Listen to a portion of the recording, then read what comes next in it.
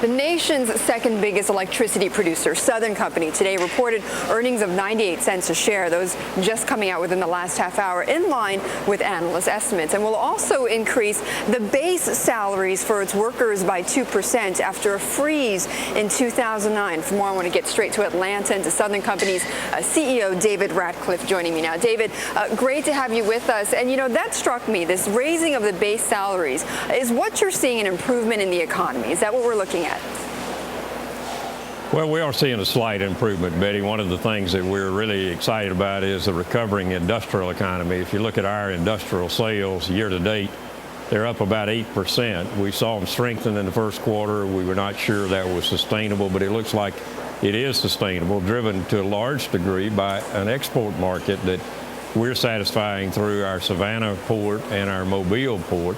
And if you look at what's driving that in a little more granularity in the industrial sector, it goes to primary metals and paper and things like that, that are things that automobiles, things that are part of a robust Southeast economy that seems to be strengthening.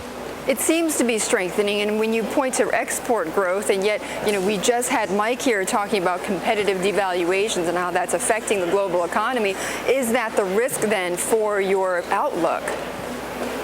Well, I think it could be, but one of the things that we know about the Southeast economy, particularly industrial sector, is the productivity of the workforce in the Southeast is superior, and that's what's driving our ability to compete in an international marketplace. If you look at the automotive industry, which is relocated to the southeastern part of the United States and our service territory to a large degree, they're extremely competitive on an international basis. I think our workforce and the productivity will allow us to continue to compete in a global economy, which is great for the Southeast. Okay, and is it going to allow your company to keep your dividend?